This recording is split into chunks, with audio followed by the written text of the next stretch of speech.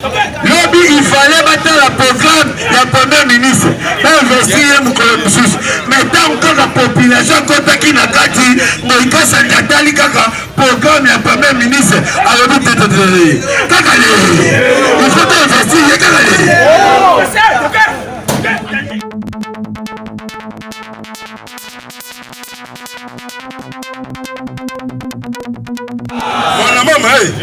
Mon maman, pièce contre pièce, Naloba, Hervé Michel Samaloukonde Kenge, parce qu'il y a le chef de l'État a décrété état d'urgence sécuritaire. Tubandi kozela sikoyo lobby ba remise et reprise. Na lingi naloba boye. Combattant de l'UDPS. Bomoni Augustin Kabouya Chilumba, le secrétaire général, a installé les fédéraux par-ci par-là. Et l'ingi koloba redynamisation yangwana pour bazo ba interlocuteur ya solo. UDPS viva. Ngaipe na kolembate koyebisa bino. Soko olingi ozala membre ya UDPS kozela lisusu te kende na cellule na yo banda cotisation na yo makasi ya parti politique yangwana cotisation wana ezali ebelete ezali $1 le mois. UDPS viva eloko wana nde esalaka makasi ya parti politique bayeba kozwa misala. Pour se préparer déjà que dans le Moussala, on y va quitter pour ça, il y a battu à UDPS et Bima. Boyete. Wana de kopesa makasi. Na yoki ba mususu batamburile mususu bazolo ba o wana eza redynamisation te ezali soki installation soki nini. Quand entendez-vous par redynamisation, c'est quand on prépare de véritables interlocuteurs. Baye bazo kanisa mabe o basala Jean-Marc mabe basala Augustin Kabouya mabe bazali bandoki minene eke nzambe azali kolo na biso bakombata UDPS toza sima na bango bakolonga te likambo mosusu na lingi na lobawa ezali boye biso tozali bakombata UDPS. UDPS ezaka mouvement spontané oyo azozela ke pona soutenir muntu songolo pakala il faut apesa ngambongo na moni mutu wana aza mutu wa UDPS te. UDPS viva likambo liboso eza nini tozali besoin na gouvernement il fallait ko soutenir bango nanu bazwa misala babanda misala po ba combattant be ba se retrouver sima na bango baye ba okende na ba cabinet bakei baye pe ba kota na ba service mususu bakota na ba service mususu pona ko accompagner mutu wana est-ce qu'il faut ozela kaka mbongo. Donc système wana est un système ya bantivaleur et système ya PPRD système ya impair parti état biso to soutenir batu wana to soutenir gouvernement dans son ensemble de façon que va répondre na peuple d'abord oyo ezali logola slogan na biso ya bana UDPS viva nazo benda bino matoi lisusu village tozu oyo ezali village ya munene ya tozala utiliser lisusu na batongolo misu te yo moni muntu soki ya parti politique nini alinga sala manifestation aye kobimela bino ke bozwa mbongo boya sima na ngai ndenge nini muntu wana aza kobuka na lokolo yo ozopesa beki totika bango totala makasi na bango likambo mosusu na monaki basalaki marche balobi oyo bainterpele bavoleur c'est une bonne affaire mais soki basite mwana UDPS na kati wana jusqu'à preuve du contraire que azo jouir d'une présomption d'innocence biso tokoaccompagner ye ata baconvoke tokende nano kotelemela ye pour un confort moral de façon que soki alongi amona ke no UDPS abandonnaki nga te soki pe okwei Comme ça, des sons. Il y a des questions qui va passer au pouvoir public. Il faut diriger le corps montoyo, il y a solo. Il faut défendre l'idéologie, il y a eu des pèses. Si je parle de ça, c'est un qui va tribunal, oh, il ne faut pas convoquer, si on va convoquer, puis surtout pour accompagner pour un confort moral. Ceux qui ont longi, to sepele longo a sauvé l'image à partir de biso de pes. Ceux qui ont longi pété, to koloba keno ba mususo yo bakoya bazwa mayele balanda lokolo wana te. Ba yepe ba bimi ba marka tel que ba Ribens Mikindo tel que ba mata donc bazali ki ba de mériter quitter ba bimi to ki pe ba dossier mabete bazo mériter ba appui na biso na ba félicitations na biso puisque tozo continuer na no ba mandataire bazoya ba ambassadeur bakoya ainsi de suite puisque boza na lokola banto bazaka ba ingrate soki moto azala pouvoir bozolanda ye soki balongoli ye botie mukongo wana ezali bizaleli ya malamu te. UDPS tozala solidaire puisque 2023 ezozela biso. C'est pour cela nazo bisabino que toyeba forme siko ya korange forme ya bataki ya pamba ya buzoba ezala te puisque bapesi yo te ozwi micro obandi kovilipande mutu obandi kofinga. Ce n'est pas ça l'UDPS. Na yoki ba mususu bazo continuer na invoquer lelo article 26 soit disant que non pour tout le monde a moyen de voir ba institution tout ça mais kolota nini wana.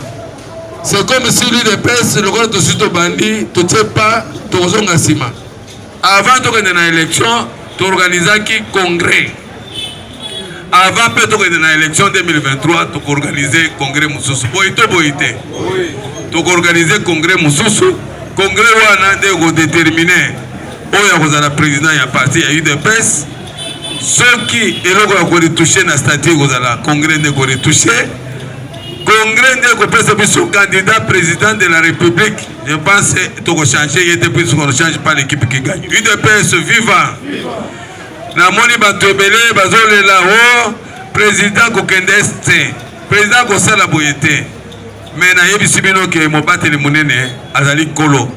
C'est Dieu lui-même puisque nzambe soko abateli yo ata mungu na sali ndenge nini ako atteindre yo te soki abateli yo te ata na ndako na yo lisasi okokotela yo okolala. UDPS vivant asala oyo nzambe akolakisa ye oyo esengeli kosala mpona Congo asala yango mpona intérêt général ya République démocratique du Congo.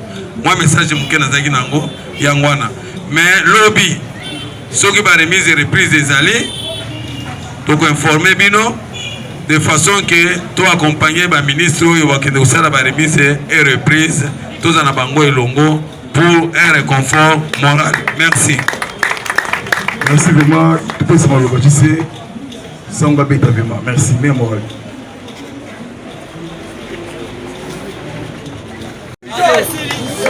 UDPS viva! UDPS viva! UDPS viva!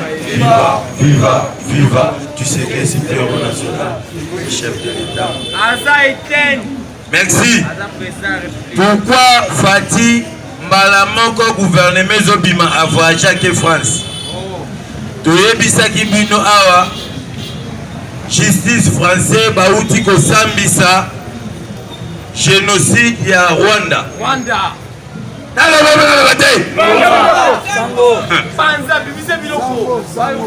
UDPS viva. Fati azaka be. Yonne ozoye bate. Population oya Cameroun bauta koloba awa bino bozana bino Paul Biya botindela biso fa lelo bayako comprendre Fati be ote ba président belé bayaka te na investissement ya Fati mais lelo tous les présidents o baboya koya bayako comprendre que moi mbala to boya koya na investissement na ye azaka be yo moko ya kana pays na bi il est payé c'est viva landa Kagame a sanctionné le régime ya Kagame. aza sanctionné ndenge biso atolobaka régime Kabili. Yango na minute bauti kosambisa bango États-Unis batindaki ba avocat na ye bakende na procès wana basamba. Lelo toloba ba sanctionné régime Kagame. Il est pèse vivant. Si on est dans plus de 5 pays où tozana bango frontalier awa baye ko comprendre que tozo considérer bango comme ba pays état islamique. Il est pèse vivant. Pourquoi? Bateau basali États-Unis et Kita, Russie na Corée du Nord et Mata na minute ça va payer wana. Il est pèse vivant. La Nasiko. Pourquoi tant qu'on a fait comme président directement président Union africain et puis va changer procureur et ces pays. Il est pèse vivant. Ko changer va changer procureur et ces pays. Mbala moko baté congolais vice-président ces pays. Na le gouvernement baté. Pourquoi bazo préparer ni? Donc ba américain ba pointer biso derrière na point timo autos en avantage kaka nane Fati asisa makambo nyonso avalo Fati asisa makambo nyonso avalo landa siko il est prêt à se vivre puis on a ba américain ça Fati yango mona minute tozalaki na majorité tozi tozala na majorité si on a minute gouvernement a déjà basculé bateau moni ba sepela wana pour gouvernement bimate sanine pour ministre du travail a respecter o bango ba bengi simif bote landa siko siko bango ba éviter biso bundela siko Congo mobimba landa siko no matana ke on comprendre pourquoi na minute to ba moura na ba shikata na este papa nano mona te na uto tala image lelo na uto ko tala image lelo plusieurs types ya ba shikata babi force ya brigade intervention rapide yango babi Kenya yemoko accepter akota na kati ya force ya brigade intervention siko ça bino ba monisco ba okende to toza tina na bango te banda monisco aya na RDC ça fait 20 ans car ici là et c'est un moko mais le to ko comprendre que monisco azalaki compagnie na ba Union européenne ba bon ma peuple congolais pour ba se retrouver ba iba ba mi il est fait c'est vivant anda siko États-Unis va comprendre que MONUSCO va travailler dans l'Union européenne. Si on a minute, il faut que la force va sécuriser le pouvoir à Fatime. Ce qui va sécuriser le pouvoir à Fatime, on a dit que on est capable d'investir dans la République démocratique. Alors, tout le monde il faut un deuxième à Zobundana S, à Zobumaba Rebelle, Moutako Remexé Bamaza. Il est pas ce vivant. Ma chikata na ese. Matuza likolo matu. Ba fa ese na ese.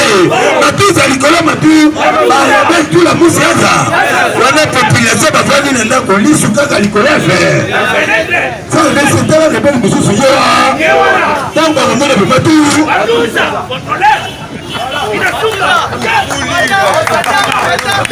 Na uti kotala ba image na minute tozolo kaka fa desa comprendre que uti koyoka pasa malukondo abi impossible n'est pas encore l'impossible il est pas ce vivant ça malukomba uti koyoka l'impossible n'est pas encore et pas la mission impossible exacte il faut d'élever des filles au Kabila tika biso na se il est pas ce vivant pour élever des filles on a tout tombama si on a minute parce que président Robini une fois il est pas ce pouvoir opposition qu'on a la la Mexico pourquoi papa était dans le bâtiment et on comprend que papa était azali politique azali pas prophète la katapo l'obi du nom comme mona kamo na parler du peuple non le premier le matin l'obi il fallait battre la programme la première ministre investir mais tant que la population kotaki na kati Moïka Sangatali kaka programme ya premier ministre alobi tete kaka il faut investir kaka il est pas ce vivant comprendre plein ensemble Lukonde na plein Fati Beto na plein population ezali ndenge moko le peuple là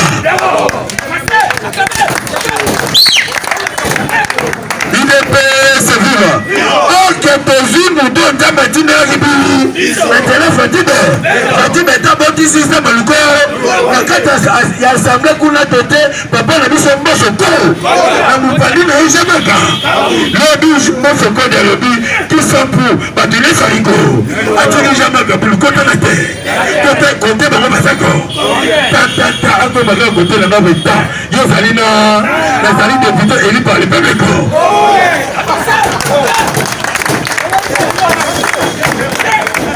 UDPS viva lobi ezalaki ya koyinda na député marke foyila telema tesekini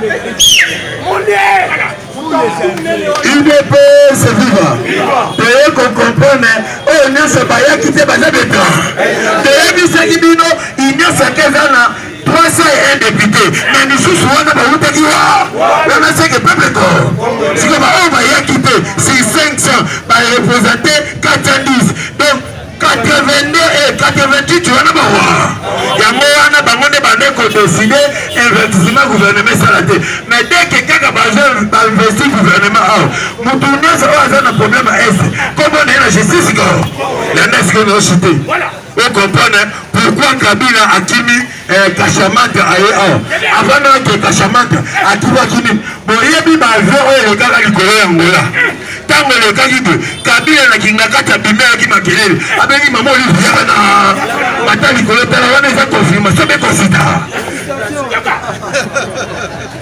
Kabila koyoka yoika bakayiki makati bafoto badepere bamini nyonso tiaki Kabila tula musiasa kokima kimi kuna Fati abino kotika hata mokolo moko ni USAJR na katanga kokota bakonti kuna bakangi tous les katakatange baoyo bazoluka basala baorganisation epa bajr il est pas viva siko bango baoluka bakimeta Kabila masasi na to Kabila oka masasi abi ape indelinga inde kintasa koya aye atobi pe kotika hata mokolo moko tango voyageaki otikaki Sena ya Alexis Tamomba lelo oyo kokota Sena ya Batiliko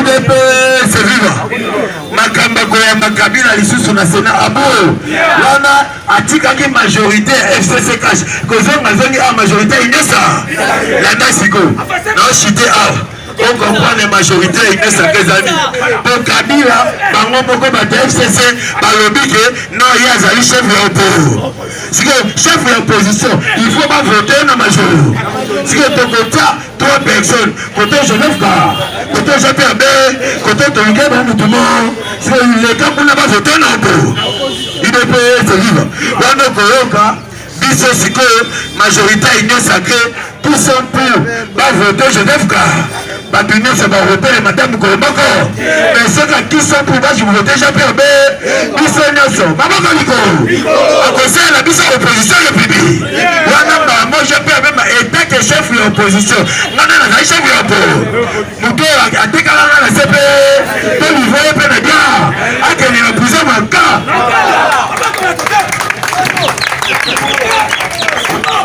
maboko pour ensemble maboko vraiment bien parler le zali rangi ya kafukafu le zali rangi ya kafukafu ceux qui osali véritablement na mboka manifester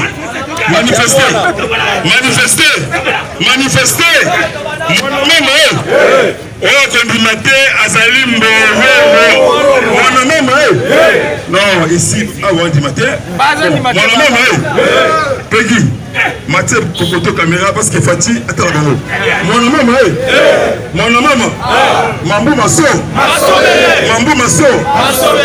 Mambu Masobele Hippolyte Kanambe ya Bakazemberembe Mukwata acclamé pour le chef de l'État. Toyebisaki bango IDPS ebundaki mpona bafalere état de droit et la démocratie démocratie.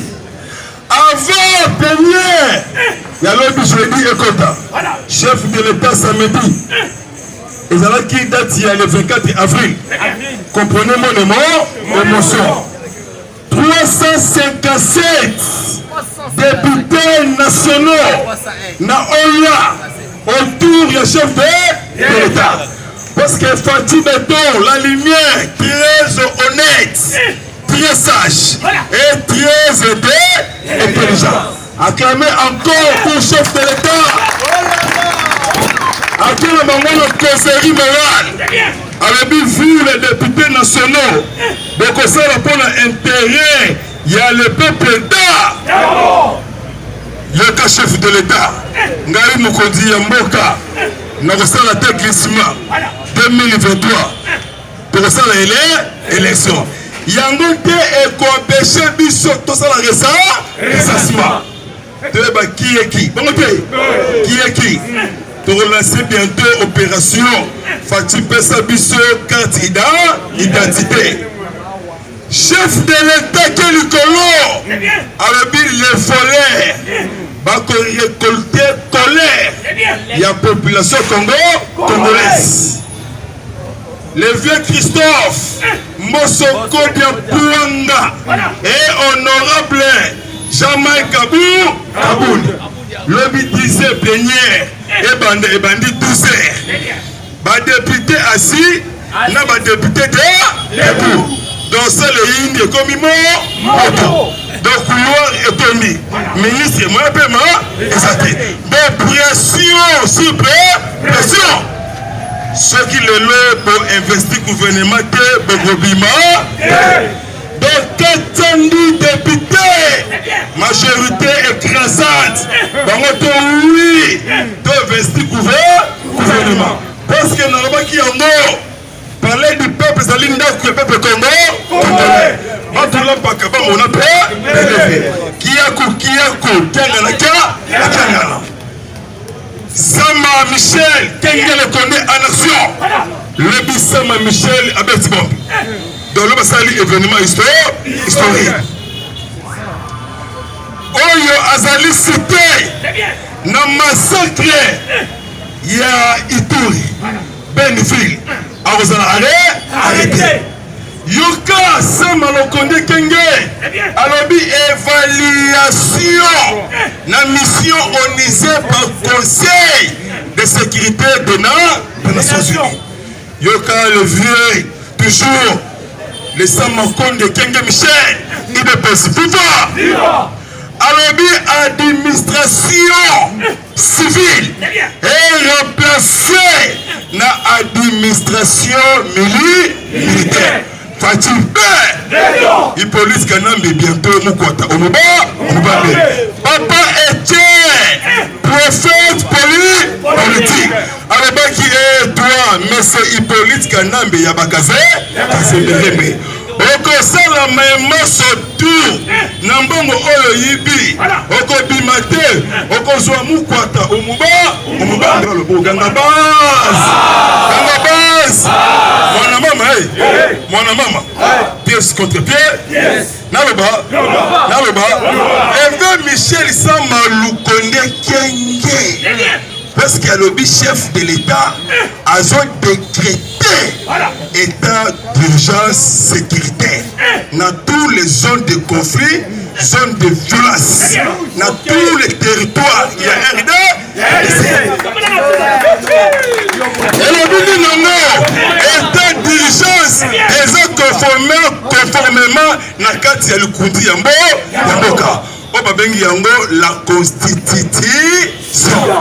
Donc il gouverneur, il y a civil alors, c'est qu'on remplacer le gouverneur militaire. Donc vice n'est militaire. Bourgmestre est civil à Longwe. A comme il m'a pingé soda. Fatih Pessage. Bébé, acclamé pour le chef de l'État.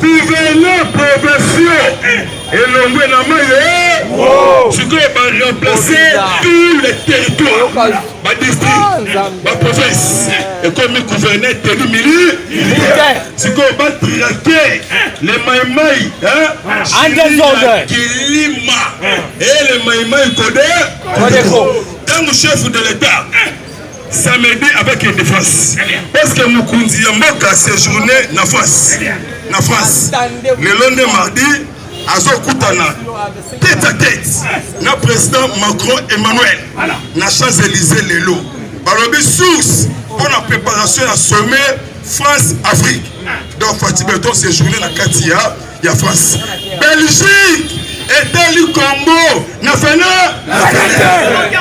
prophète politique Etienne Mamoulou Congolaises et Congolais Mona Yamboka sont sa conscience pas de tribalisme pour moko toujours pour sauver l'intérêt général pièce contre pièce Baba Kiumwa Umwanda Nagra Katanga Alobi Fardesi Kanga tous les inaffects au Bazali attachés na Bakata Katanga pièce contre pièce Hippolyte Kanambe séjourné na province de Kinshasa Kingakati et Komelienga parce que chef de l'État avant voyager France Ayambaki président zambien Edgar Lungu va signer coopération bilatérale. Chef de l'État, Abombi Angote, alors les troupes kenyanes, besoin qu'on renforce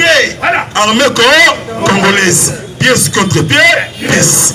Dimanche soir, armée égyptienne, basali message historique. Besoin qu'on renforce.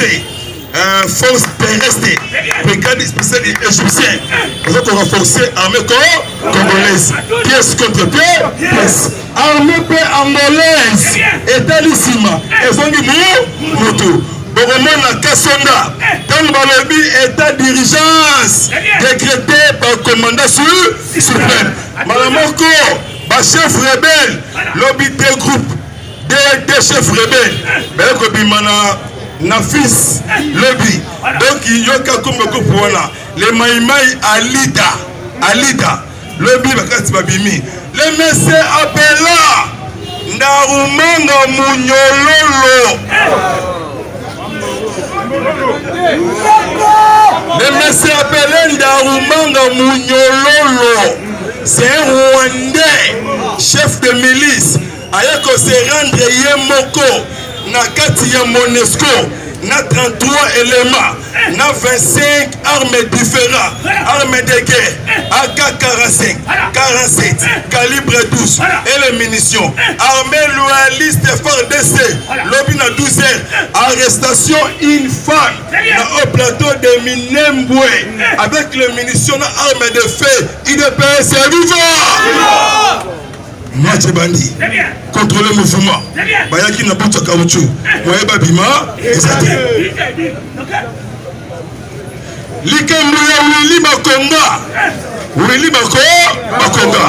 Willy akufite azali vivant azali mobimba toujours na Congo Brazzaville administration ya Johnny Biden na États-Unis basalaki message pour la Willy Makonga bazoué na double nationalité congolais américain yoka John Biden mwana ya Django ya États-Unis alobi chez nous na États-Unis totikala te kopesa mutu double nationalité parce que Willy Makonga a trahi loi américaine il faut pas extrader Moïse voleur la tête peine d'origine pièce contre pièce.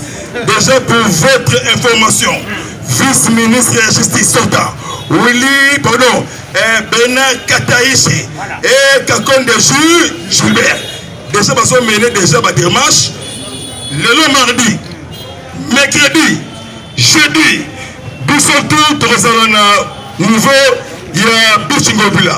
toyamba Folaire Moïbi bongote toyamba Moïbi aye bongote Moïbi aye bongote bomoni chef de l'État lobby la population congolaise en colère contre Folaire pièce contre pièce chef de l'État lobby en colère avant voyager à lobby à tous les ministres sortants DG PDG PCA moto moko te abima territoire national siko lelo mamoko mardi à la 12e lelo mardi remise et reprise mercredi audit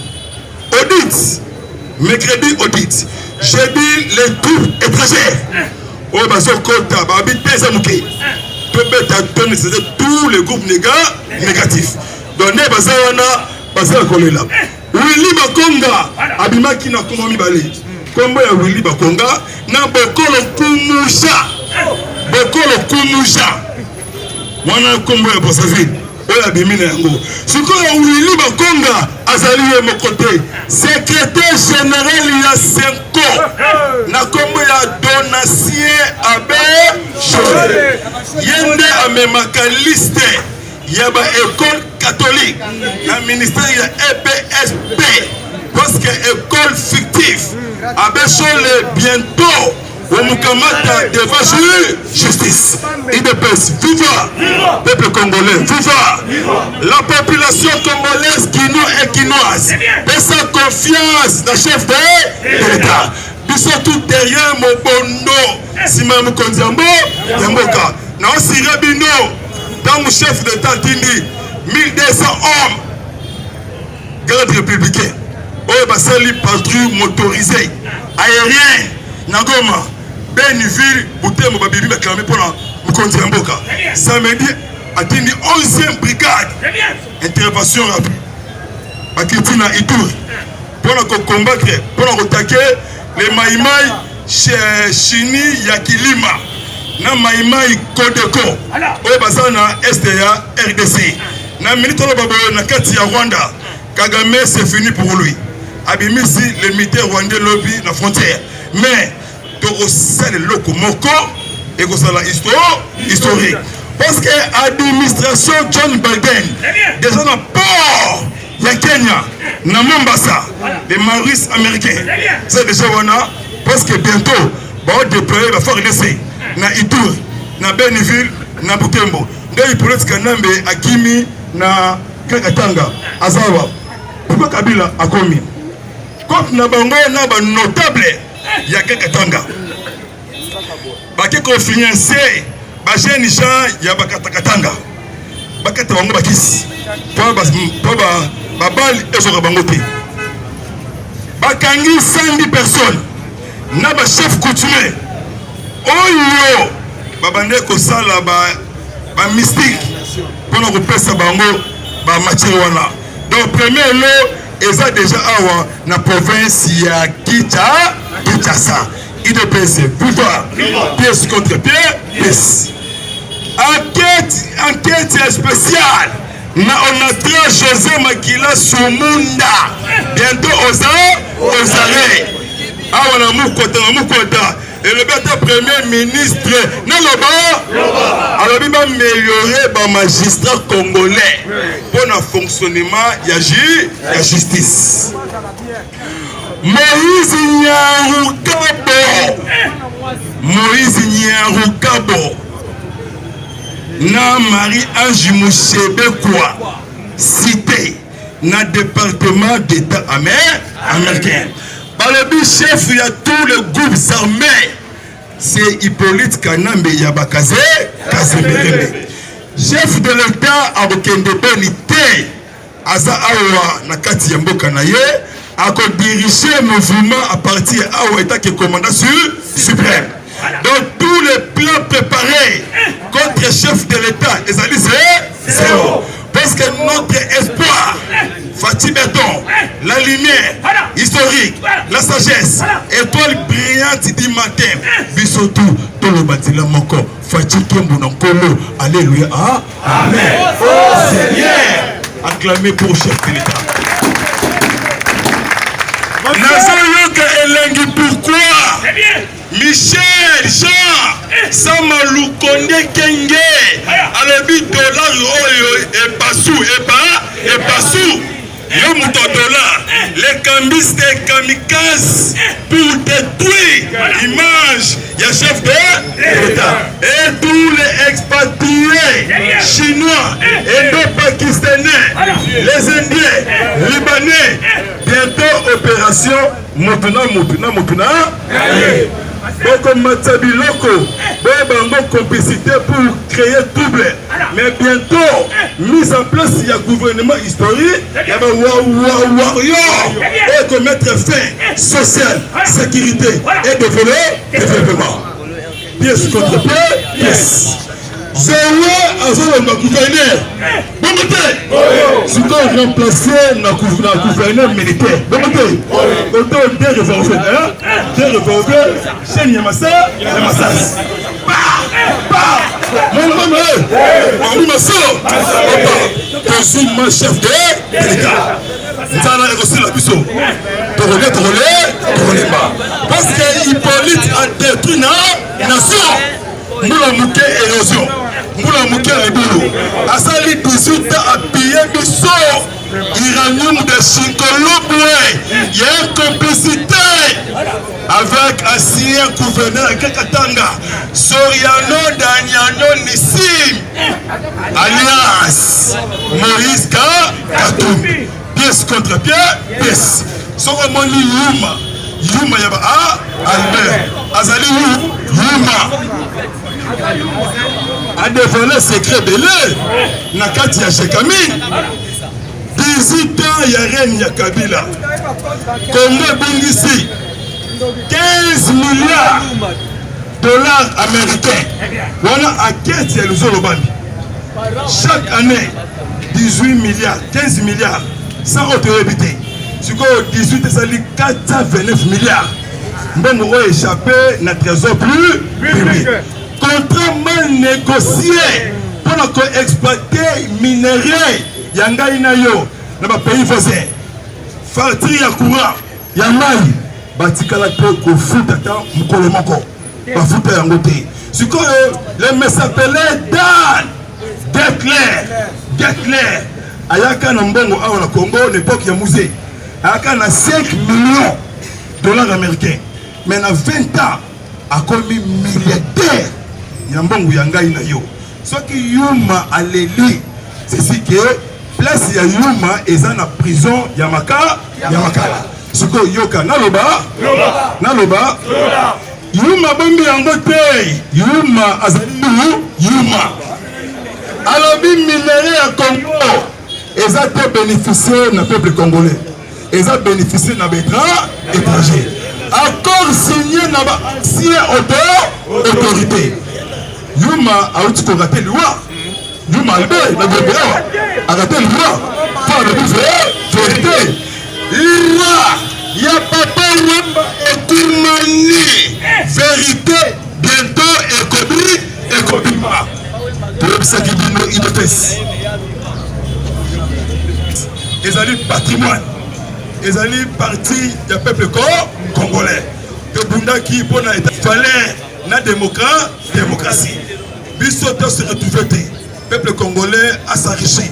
Babengi yango le peuple état. D'abord. Pièce contre pièce. Affrontement Salamaki na bombi ya Wemba. Ils ont moulé bombi ya mona kolombe yango. Ils ont mutu la calme. Ah mais comment? Il ne peut pas. Affrontement Salamaki na Tanganyika. Ma milice ya Zoé na Kalubamba na FARDC. FARDC a 4 bango mité. Ba outi ko classer lobby classement to komi 11e armée en Afrique. Na monde komi 80e na monde. Parce que na époque ya Fati alingi bachete. Alobi tango ba déployer ba militaire. Siko Lukunga Funa Tchangu Mwamba. Landela tous les mouvements. Parce que bato ba cité Jeannette Anna Kakupora Sambour Anne. Jeannette Ipo ba Olive bango to bazali impliqué na ba dossier ya tué. mobilisez-vous et prenez-vous en charge. Oyekoya. Surtout jeunesse congolaise. Longo na manipulation. Longo na polo ya 1000 francs. Fais sa confiance dans Boka Nayo. Je vous assure vous, sortir gouvernement Yango, je sais Maki, mise en place. Tant que vous la remise et reprise. Par le ministre, Oyo, ya finance, sortant. C'est les Yalagoui. Arrêtez. Merci. Parce que et vraiment. Pour que nous avons ça. Il y a un mouvement signalé, nouveau rébellion, au niveau de la PAC de Virunga. Et Bimiwana. Parce que déjà il y a ICCN. À ça, mon belge. Na Congo, il y a Emmanuel Emerald, belge. Le 30 avril, Oyo va convoquer à 5h30, nous avons abattu la Buno, nous avons béni vraiment même moral, même mythologie, le peuple d'État. D'abord. Merci vraiment.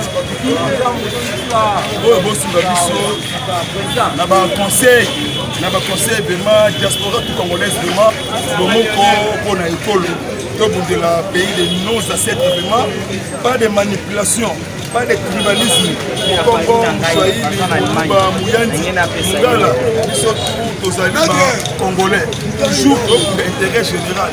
Congolais, il y a Assala, Mbokebonga, Mboka échangé.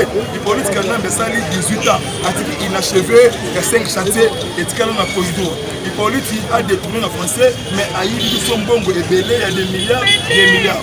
Complicité dans les pays voisins comme Rwanda, Burundi, Tanzanie, na Ouganda. Merci vraiment Nzambe pour faire un homme de la sagesse, homme de Kenya, homme de amour. Na Congo ya Fati Beton, la lumière, la sagesse historique. Moi na Yamboka, ok, papa, na maman, parce que général Kassongo général, si nous avons insécurité grandissante. La province il y a Kinshasa, province il y a des Koulouna, l'ambassade, le téléphone, partout, beaucoup de respect pour signaler pour démissionner des c'est ça. Parce que ça qui est sur Koyo, na Tchangu, au côté de Kola, au Kende, na Kimbuta, au moment où Teka, na marche de Pinto, ils ont créé un mouvement. C'est comme ça que commandant il y avait. Parce que nous sommes là, dans la police. Parce que la police c'est un code diabolique. Il y a comme ça la vie sur un roulage. Parce que les niveaux sont ok. Ils sont au niveau Obika, c'est là où Gaï n'a pas su. Où les alliés pays n'a pas sauté. Parce que les gens ont le Yango. Parce que les gens ont passé à Yango. Parce que Fatih ça n'a pas besoin de travailler au moment qu'on a école. Pendant qu'on a reçu ça. Oh, il y a un bâti qui est à l'Obaki. Donc créer insécurité na kati ya mboka oyo kwa to kale ba verser na kombo na ye muzito nande ko na ye candidat ya mabe Fayulu oyo akoma asa député na Lukunga na kombo ya Martin Fayulu abaki ba créer insécurité sikoyo tous les insécurités na est eza na mutu na bango na Martin Fayulu bango balaki on a TV5 monde na Chadari Albaki toko paralysé ville ya Kinshasa. Donc on ne peut pas nous intimider. You maman boye Mbororo bientôt aux arrêts, problème il y a des experts, il y a ONI. Je vous assure vous, bientôt la tapette arrive, la neutralisation tous les proches noirs et négatifs. Toujours confiance au chef de l'État. Merci la diaspora congolaise. Le Benangaï Gabi Kimpakala, na Londres périvier, moi na poto ya Tongo. Nambemba Patrick Yave na niveau de France. Ah, vous êtes belé, hein? Fais Damas vraiment. Mon téléphone. Fais Damas. En tout cas, vraiment, Bomoko pour le Congo. D'autres haïtés, Mboka Bisso. Donc, pays outil, Moussika, Safati, pays balkanisé. Parce que la République du il fallait battre la programme du Premier ministre. Investir mais tant que la population qui n'a pas dit, il programme du Premier ministre. Alors, il faut investir.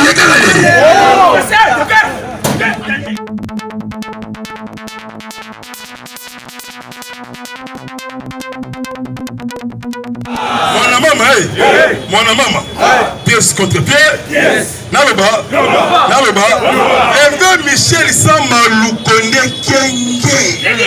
parce que le chef de l'État a décrété état d'urgence sécuritaire.